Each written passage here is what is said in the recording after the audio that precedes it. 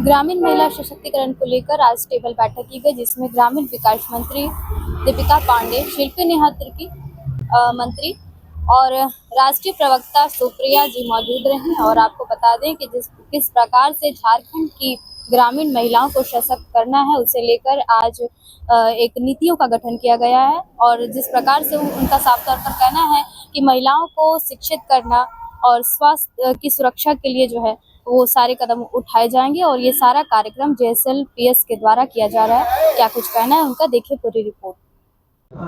महिलाओं के land ownership, resource equity, unpaid labour, education related, leadership related, social protection से जुड़ी हुई बातें, SHG एम्पावरमेंट, टेक्नोलॉजी की बातें यहाँ हुई, मेंटल हेल्थ की बात हुई और बहुत ही महत्वपूर्ण बजट को लेकर के भी चर्चा यहाँ पर हुई।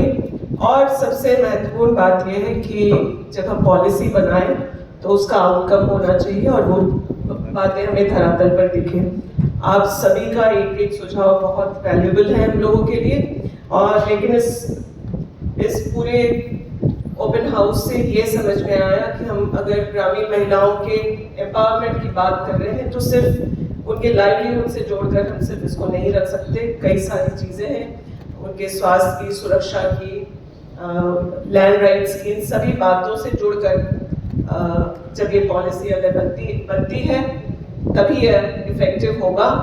यहाँ पर पेसा की भी बात हुई, मनरेगा को लेकर के भी चर्चा हुई। पेसा की बातें जिन सदस्यों से आ रही थी, मैं उनको बस कहना चाहूँगी कि हम लोगों ने इसमें महिलाओं की सशक्तिकरण को इंश्योर करने के लिए यह भी प्रोविजन रखा कि जो हमारे सहायक सचिव होंगी, जो ग्राम सभा के प्रधान को सहयोग करने के लिए जो व्यक्ति नियुक्त होना है, उसमें प्राथमिकता महिलाओं को दी जाए। और बहुत ही पॉजिटिव रिस्पांस ग्राउंड से आ रहा है।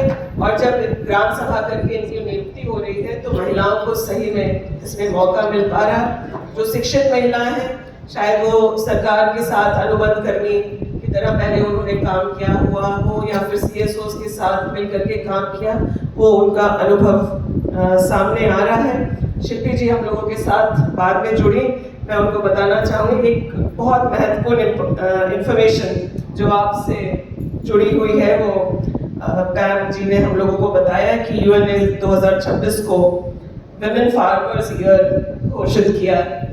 तो इस घोषणा के अनुरूप जो आज यहाँ चर्चा हुई, क्योंकि ग्रामीण महिलाओं की जब हम बात कर रहे हैं तो मनरेगा हो, सेल्फ हेल्प ग्रुप्स जो उद्यमिता से जुड़ रही हैं, उसके अलावा महिला फार्मर्स भी बहुत एक इम्पॉर्टेंट सेगमेंट है। क्योंकि आप जब देखेंगे झारखंड या अन्य राज्यों के भी खेतों में जाकर के, तो वहाँ जो महिलाएं हैं वही आपको मेहनत का काम करते हुए दिखेंगी। अगर धान रोपना है, काटना है, तैयारी करनी है, तो इस पूरे प्रक्रिया में महिलाएं इन्वॉल्व हैं। ग्रामीण महिलाओं को हम लोगों को एज ग्रुप के हिसाब से, उनकी शिक्षा, उनकी कैपेसिटी के हिसाब से सेग्रीगेट करके चीज़ों को ध्यान पर बनाना होगा। इसको हम के ग्रामीण विकास मंत्रालय के द्वारा ये कार्यक्रम का आयोजन किया गया था और मुझे लगता है इस तरह के कार्यक्रम का काफ़ी आवश्यकता भी है और हर एक विभाग को अपने स्तर से ऐसे कार्यक्रम कराने की ज़रूरत है, ताकि जो ज़मीनी स्तर में जो हकीकतें हैं वो सामने आ सके, ताकि जो योजनाएं बनाई जाती हैं, पॉलिसीज़ बनाई जाती हैं, वो भी उन आवश्यकताओं के अनुरूप हो। तो मैं माननीय दीपिका पांडे जी को धन्यवाद करना चाहती हूँ इस कार्यक्रम के आयोजन के लिए। और सभी क्षेत्र से यहाँ पे NGOs हो, एकेडमीज हो, इंस्टीट्यूशंस हो, तमाम जगहों से लोग आए हुए थे, उसके लिए सभी को बहुत बहुत धन्यवाद है।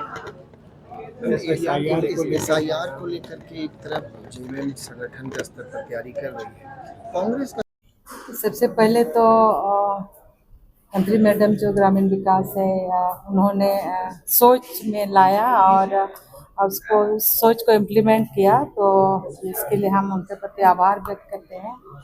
और अगर हम महिला की बात करें तो महिलाएं ही हैं। और अगर ये महिला के विषय में JSLPS के माध्यम से अगर वो आगे सोच रही हैं तो ये मुझे लगता है ये अच्छी पहल है।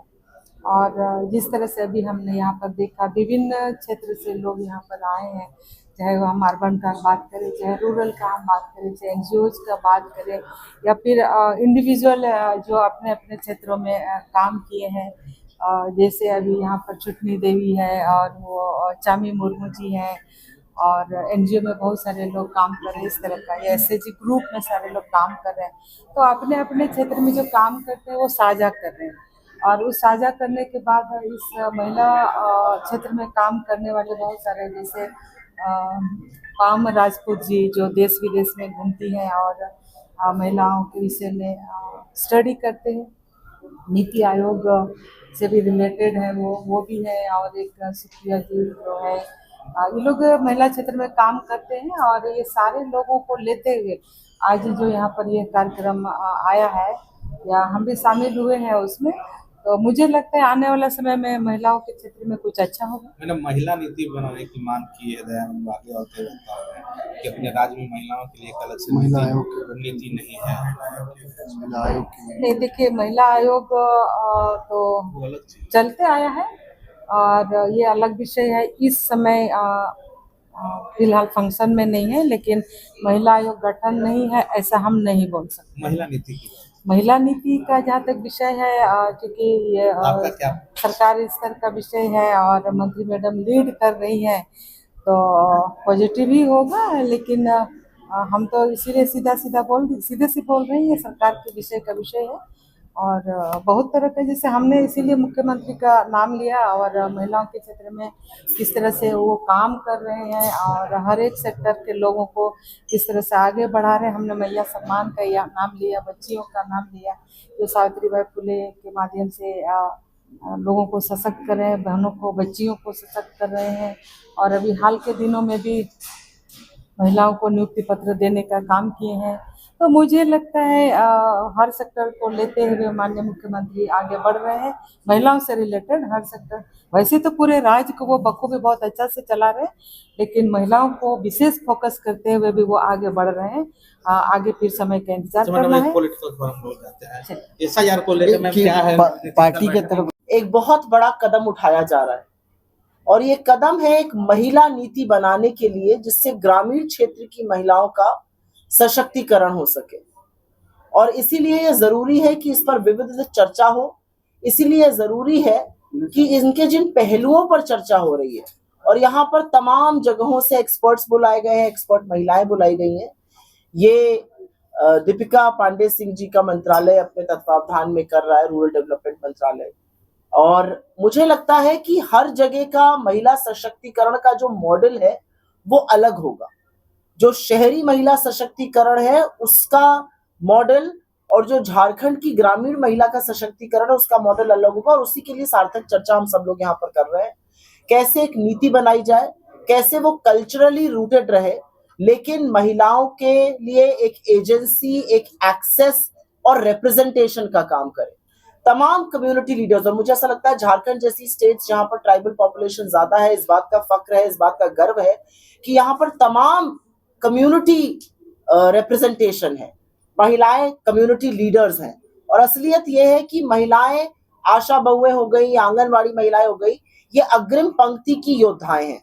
और मेरा अपना मानना है कि इस नीति में कहीं ना कहीं उनके सशक्तिकरण के लिए सरकार को एक साइलेंट एनेबलर बनना पड़ेगा, एक खाका, एक मसौदा तैयार करना होगा, और फिर महिलाएं अपने हिसाब से उसको भरे। सेल्फ हेल्प ग्रुप्स हो गए, इजी एक्सेस टू क्रेडिट हो गया, इंटरेस्ट फ्री क्रेडिट या लोन हो गया, इस तरह की बातों पर चर्चा जरूर हो। लेकिन इसके साथ साथ क्या एक इक्विटी इंडेक्स होना चाहिए, जो सालाना इक्विटी इंडेक्स होता है कि आज जेंडर इक्विटी कहाँ पहुंची, क्या इसमें बेस्ट प्रैक्टिसेस जो दुनिया में और देश में देखी जा रही है वो होनी चाहिए। और महिलाओं को सशक्त करने के लिए ये एक बड़ा कदम है, मैं इसका स्वागत करती हूँ, और ये मैं अपना सौभाग्य मानती हूँ कि मुझे इसमें बुलाने का मौका मिला और मुझे अपनी बात कहने का अवसर मिला। लेकिन क्योंकि महिलाओं की बात हो रही है तो बिना राजनीतिक चर्चा के वो बात नहीं हो सकती है। और असलियत यह है कि महिलाओं की भी सुध लेने की जो बारी थी वो कांग्रेस और हमारे घटक दल की सरकार को याद आई। बीजेपी चाहती तो ये बहुत पहले कर सकती थी, लेकिन उन्होंने ऐसा नहीं किया। लेकिन इस बात का मुझे दुख है कि जब आज हम झारखंड की महिलाओं के, ग्रामीण महिलाओं के सशक्तिकरण की बात कर रहे हैं, एक सार्थक कदम उठा रहे हैं, और इस साल उनके लिए एक बड़ी नीति आएगी, जो अभी तक इस प्रदेश में नहीं है, 26 साल हो गए इस प्रदेश को बने हुए। आज देश की आधी आबादी अपने हक के लिए लड़ रही है और अपने हक के लिए, अपने वजूद के लिए, अपने रिप्रेजेंटेशन के लिए लड़ रही है। और केंद्र की जो भाजपा की सरकार है, जिसके मुखिया नरेंद्र मोदी जी हैं, वो महिलाओं को रिप्रेजेंटेशन देने से लगातार कतराते रहे। आज 543 सीट पर महिलाओं को 1/3 आरक्षण मिलकर 181 सीटें महिलाओं के लिए रिजर्व हो सकती हैं। हम बार बार विपक्ष में होने के नाते ये बात केंद्र सरकार से कह रहे हैं, आप 543 सीटों में आज रिजर्वेशन दीजिए, समूचा विपक्ष आपका समर्थन करेगा। आप पिछड़ी महिलाओं को इससे क्यों निकाल रहे हो? पिछड़ी महिलाओं को एक कोटा दीजिए। लेकिन इन सब बातों को अनसुना करते हुए महिला आरक्षण के पीछे छिपकर ढोंग किया गया। इस देश में अलोकतांत्रिक परिसीमन लागू करने की कोशिश की गई, जातिगत जनगणना से बचने का प्रयास दिखा। मैं छोटे से आम का सीजन है, खूब बढ़िया बढ़िया आम अभी आज खाने को मिलेगा। एक बड़ी सी टोकरी है, उसमें 543 आम है। जब शिल्पी जी मेरे पास आम मांगने आई तो मैंने कहा नहीं नहीं नहीं, मैं आपको इस टोकरी से आम नहीं दूंगी। जब दूसरी टोकरी आएगी, जब मेरे पास 850 आम होंगे, तब मैं आपको आम दूंगी। यही काम नरेंद्र मोदी कर रहे हैं। उनके पास एक टोकरी है, उनके पास 543 सीटें हैं, उसी में से देना है, 181 को दे दीजिए। और असलियत यह है, अगर आपकी मंशा साफ होती, अगर आपकी नीयत में खोट ना होती, तो आपने ये 2014 के तुरंत बाद कर दिया होता। आपके पास प्रचंड बहुमत की सरकार 2014 में थी, 2019 में थी, आपने ऐसा नहीं किया। आपने 2023 में महिला आरक्षण का बिल पास कराया, सर्वसम्मति से पास हुआ, लेकिन उसमें भी हमारे कहने के लाख बावजूद आपने वो शर्तें नहीं हटाई, जनगणना और परिसीमन की शर्तें लागू करी। महिला आरक्षण में किंतु परंतु अपितु करते हुए आपको इस देश की सारी महिलाओं ने देख लिया है। आप जन आक्रोश यात्रा निकाल रहे हो और असलियत यह है कि आपका पासा पलट रहा है। आपको असल में जन आक्रोश का सामना करना पड़ रहा है। महिलाएं अपना हक मांग रही हैं, महिलाएं समझ रही हैं कि आप महिला आरक्षण के नाम पर ढोंग कर रहे हैं। मैं वापस मुद्दे पर आऊंगी और आज का मुद्दा महिला सशक्तिकरण है। एक तरफ बीजेपी महिलाओं का हक मार रही है, एक तरफ बीजेपी 33% रिजर्वेशन जो हमारा हक है, ये कोई खैरात नहीं है, देने के लिए तैयार नहीं है। और दूसरी तरफ हमारी सरकार, हमारा नेतृत्व, हमारी महिलाओं को सशक्त करने के लिए, महिलाओं का एम्पावरमेंट के लिए, महिलाओं की सुरक्षा के लिए आगे बढ़ रही हैं और ऐसी नीतियां ला रही हैं। उनको बहुत बहुत बधाई और यहाँ की सरकार को बधाई कि ऐसा कदम उठाया जा रहा है। अगर आपके कोई सवाल हो तो अगर आप कर रहे हैं तो अर्बन पुअर महिलाओं के लिए भी हम लोगों को एक योजना बनाने की आवश्यकता है, क्योंकि अर्बन पुअर में महिलाएं जितने शहरी इलाका में जो महिलाएं हैं, उन महिलाओं का भी कई ऐसे समूह से जुड़ी हुई हैं, जिसमें कॉर्पोरेशन के माध्यम से भी उन लोगों को जो ऋण मिलते हैं उनके अपने समूह को उत्पादन करने के लिए, तो उनका सामंजस्य, चूंकि आपने लास्ट पन्ने पे यहाँ पर लिखा है कि सामंजस्य हम लोग कैसे स्थापित करें, बेहतर सामंजस्य। क्योंकि पेशा कानून भी अब लागू हो चुका है, मैडम के नेतृत्व में ही कई वर्षों के बाद झारखंड राज्य अलग होने के बाद पेशा बना, 5वीं अनुसूची का क्षेत्र भी है और कई तमाम ऐसी चीज है। दिहाड़ी मजदूर महिला जो यहाँ पर हम लोगों का है, आज कई ऐसी महिलाएं हैं जो दिहाड़ी मजदूर भी करती हैं, घरेलू कामकाज भी महिलाएं करती हैं, जिसका पलायन होता है, जिसपे हम लोग कई पहले भी इस पे हम लोग काम कर चुके थे कि झारखंड से जब महिलाएं बाहर जाती हैं तो उसका एक रजिस्ट्रेशन करके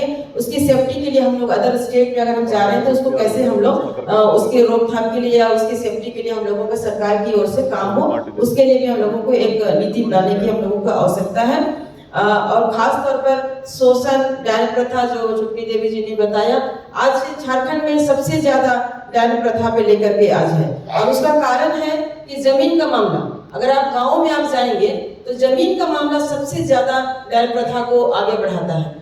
और ये जैसे चुटनी देवी जी ने कहते कहते बहुत भावुक भी हो गई कि अगर हम किसी के पास जाते हैं किसी को बीमारी को लेकर के या कुछ जमीन का मामला को लेकर के, तो कोई ओझामती के पास जाता है, ये एक कुप्रथा है, एक अंधविश्वास है। तो लोग कहते हैं कि नहीं वो अगला है, वो पीछा है, तुम्हारा घर के लोग हैं, तुम्हारे पूरब के लोग हैं, पश्चिम के लोग हैं।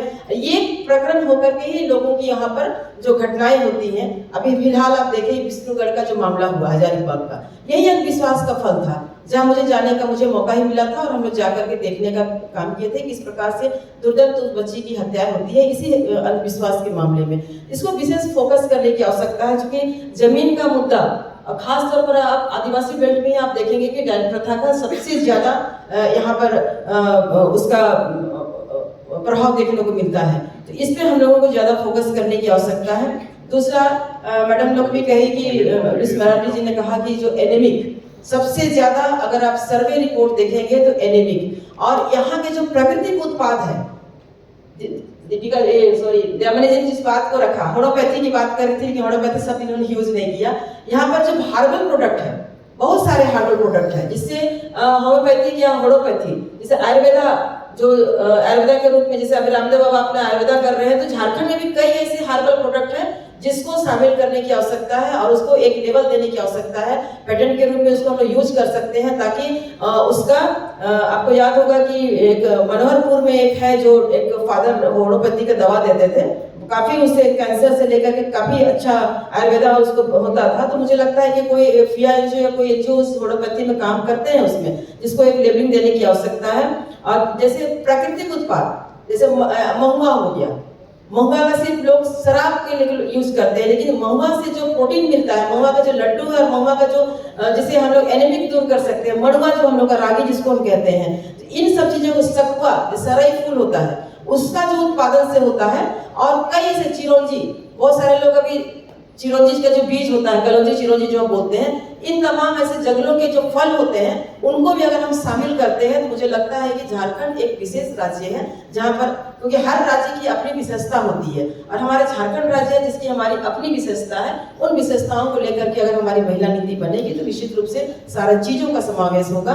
क्योंकि कई ऐसी बातों पर आर्थिक सशक्तिकरण की बात भी अगर हम करें तो मुझे लगता है कि एक बहुत अच्छा सतत प्रयास हो रहा है ग्रामीण विकास विभाग की ओर से कि ऐसी महिलाओं को हम लोग आज स्वयं सहायता समूह से जोड़ करके, जो 51 लाख महिलाओं को हम लोग जोड़ करके रोजगार से हम लोग जोड़ रहे हैं। तो ये महिला सशक्तिकरण का एक बहुत बड़ा घोतक है।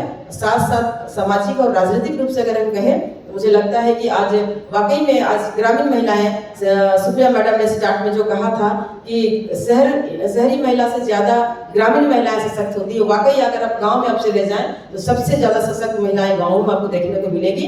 और उसको हम कैसे उभारे लीडरशिप में, उस सामुदायिकता से महिलाओं को कैसे हम अवसर प्रदान करें ताकि महिलाएं आकर समाज को शिक्षा के रूप में हो या स्वास्थ्य के रूप में हो या अन्य सामाजिक आर्थिक रूप से महिलाओं को हम कैसे सशक्तिकरण करें, उसका एक स्वरूप दिखाई दे। इसके लिए ग्रामीण विकास को मैं पुनः एक बार बहुत बहुत धन्यवाद देना चाहूंगी कि इन तमाम इस महिला जो नीति पे जो हम लोग चर्चा कर रहे हैं, इस चर्चा को और व्यापक चर्चा हो। दयामनी जी से हम लोगों की बात हो रही थी कि कुछ ऐसी महिलाएं हैं जो काम करती हैं जो इस जगह पे इस मंच पे आज नहीं दिख रही हैं, लेकिन आने वाला समय में मुझे लगता है कि उसका भी व्यापक हम लोग करेंगे ताकि वो छोटे छोटे कस्बों में काम कर रही है लेकिन अच्छा प्रयास उनका रह रहा है, ग्रामीण इलाकों में उनका प्रभाव भी रह रहा है। तो ये चीजों को ला करके करेंगे तो मुझे लगता है कि एक अच्छा निष्कर्ष निकलेगा।